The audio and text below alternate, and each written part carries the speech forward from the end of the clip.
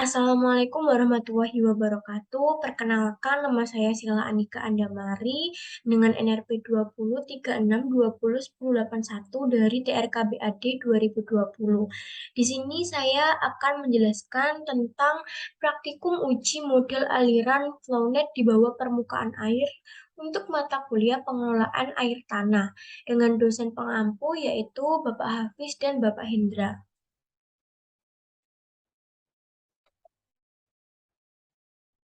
Untuk uji aliran flownet ini, yang pertama saya akan menjelaskan tentang gambaran umum, tujuan praktikum, manfaat praktikum, alat dan bahan, alur praktikum, dan hasil serta kesimpulan yang saya dapatkan dari uji aliran flownet ini. Nah, yang pertama kita akan masuk ke dalam gambaran uji dari aliran flownet ini. Flownet sendiri merupakan kombinasi dari beberapa garis aliran dan garis ekipotensial. Apa sih garis aliran dan garis ekipotensial itu? Garis aliran atau garis kontur permukaan air adalah suatu garis sepanjang butir-butir bergerak dari bagian hulu ke bagian hilir sungai melalui media tanah yang tembus air atau permeable. Nah, sedangkan garis ekipotensial adalah garis sepanjang mana tinggi potensial di semua titik pada garis tersebut bernilai sama. Tujuan dari uji aliran flownet ini adalah yang pertama untuk menghitung aliran air tanah. Yang kedua yaitu untuk mengetahui arah pergerakan air tanah sehingga diketahui area penampang akuifer dan perhitungan prediksi potensial cadangan air tanah menggunakan persamaan Darcy. Untuk manfaat praktikum sendiri ada tiga, yaitu secara teoritis, secara praktis, dan untuk manfaat bagi mahasiswa.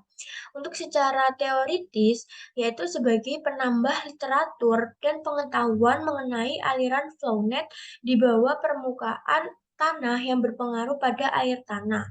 Sedangkan untuk manfaat praktis sendiri adalah sebagai bahan pembuktian terhadap teori arah aliran air dalam tanah dan aspek dan pengaruh aspek lainnya.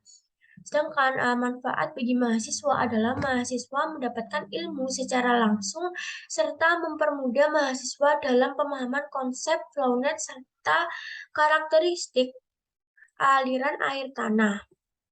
Nah, untuk alat dan bahan praktikum ini adalah yang pertama akuarium, pipet, air, kemudian kerikil, alkohol, spiritus, pewarna, dan pasir.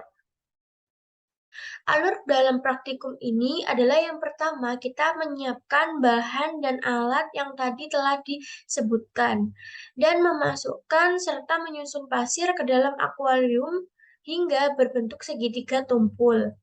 Kemudian menyusun kerikil di atas pasir sebagai salah satu indikator atau salah satu tujuan untuk mengetahui arah aliran air. Nah, kerikil di sini sebagai representatif dari akuifer batuan gitu. Terus untuk alur yang ketiga yaitu memasukkan pipet ke dalam pasir. Pipet-pipet ini ada 3 pipet yang masing-masing pipet memiliki jenis cairan yang berbeda. Kemudian yang keempat adalah menyemprotkan cairan uji ke dalam pasir yang ada dalam akuarium. Yang kelima yaitu mengamati arah aliran cairan sehingga didapatkan pemahaman dan kesimpulan dari praktikum ini. Nah, ini merupakan video praktikum aliran flownet. Pertama-tama kita menyiapkan tadi seperti alur pertama menyiapkan pasir, kemudian pipet, dan memasukkan masing-masing pipet ke dalam pasir yang telah dikondisikan. Nah, pada video ini terlihat bahwasanya saya memasukkan air ke dalam akuarium untuk agar dapat cairannya itu mengalir pada sebelah dari sisi sebelah dari akuariumnya.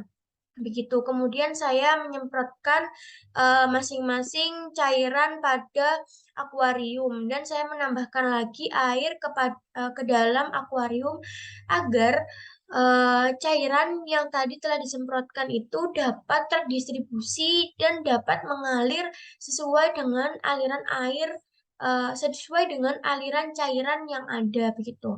Untuk cairan pertama yang berwarna merah adalah jenis cairan air dengan diberikan pewarna dengan massa jenis 1000 kilogram per meter kubik begitu.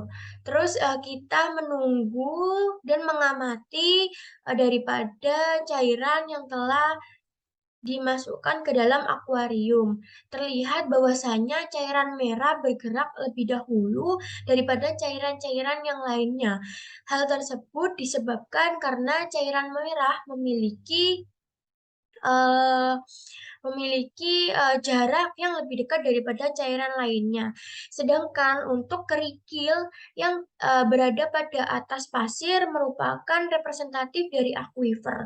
Akuifer sendiri merupakan formasi batuan yang terdiri dari beberapa material permeabilitas yang mencakup kondisi yang cukup jenuh untuk menghasilkan air dalam kuantitas yang signifikan. Hal tersebut juga dapat diimplementasikan atau disesuaikan dengan kondisi aslinya di alam gitu. Nah, untuk hasil dan pembahasan dari praktikum ini dapat dilihat bahwasannya cairan berwarna merah tadi merupakan air dengan berat jenis 1000 kilogram per meter kubik, sedangkan cairan biru merupakan alkohol dengan berat jenis 789 kilogram per meter kubik, dan cairan hijau merupakan spiritus dengan berat jenis 780 kilogram per meter kubik. Tiga cairan tadi yang berwarna mengalir di bawah permukaan pasir, namun tidak membentuk jaringan flownet yang rapi dan hanya membentuk arah aliran dari arah aliran dari eh, arah aliran dari bawah permukaan pasir gitu. Perlu diketahui bahwasannya untuk arah aliran ini berpengaruh terhadap elevasi dari titik tertinggi ke titik terendah dari pasir atau tanah tanah gitu.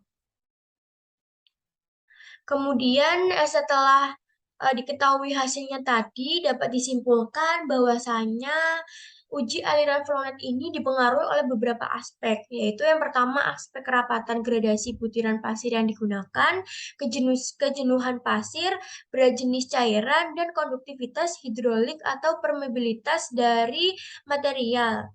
Karena air tanah sendiri merupakan air yang selalu bergerak dari area yang memiliki kedalaman hidrolik yang tinggi ke area yang memiliki kedalaman hidrolik yang rendah gitu.